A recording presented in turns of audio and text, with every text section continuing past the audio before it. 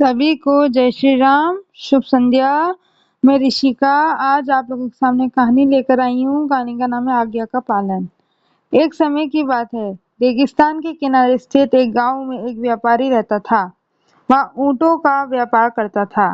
वह ऊँटों के बच्चों को खरीदकर उन्हें शक्तिशाली बनाकर बेचा करता था। इससे वह ढेर सारा लाभ कमाता था। व्यापारी ऊँटों को पास के जंगल में घास चरने के लिए भेज देता था, जिससे उनके चारे का खर्चा बचता था। नवनीत उनमें से एक ऊँट का बच्चा बहुत शैतान था। उसकी हरकतें पूरे समूह की चिंता का विषय था।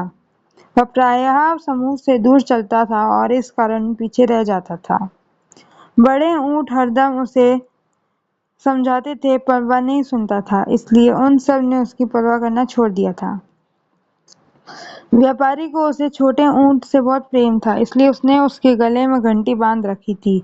जब भी वह सिर हिलाता तो उसकी घंटी बजती थी, जिससे उसकी चाल एवं स्थिति का पता चलता था। एक बार उस स्थान से एक शेर गुजरा जहाँ ऊँट रहे थे। उसे ऊँट की घंटी के द्वारा उनके होने का पता चल गया था। उसने फसल में से झांक कर देखा तो उसे ज्ञात हुआ कि ऊँट का बड़ा समूह है, लेकिन वह ऊँटों पर हमला नहीं कर सकता था, क्योंकि समूह में ऊँट उससे बलशाली थे। इस कारण वह मौके की तलाश में वह चुपकर खड़ा हो गया। समूह के एक बड़े ऊँट को खतरे का आभास हो गया।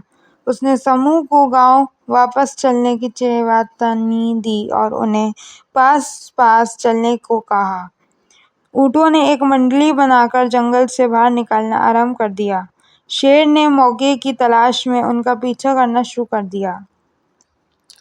बड़े ऊँट ने विशेषकर छोटे ऊँट को सावधान किया था, कहीं वह कोई परेशानी न खड़ी कर दे।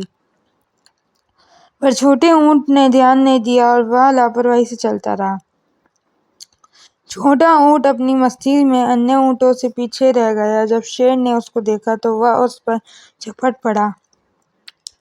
छोटा ऊँट अपनी जान बचाने के इधर उधर भागा, पर वह अपने आप को उस शेर से बचा नहीं पाया। उसका अंत बुरा हुआ, क्योंकि उसने अपनी बड़ों की आज्ञा का पालन नहीं किया था। शिक्षा: हमें अपनी भलाई के लिए अपने माता पिता या बड़ों की आज्ञा का पालन करना चाहिए। जय जय श्री राम, जय हिंद। सत्य प्रसन्न रहिए, जो प्राप्त है वही पर्याप्त है। धन्यवाद। जय हो, सदा विजय हो।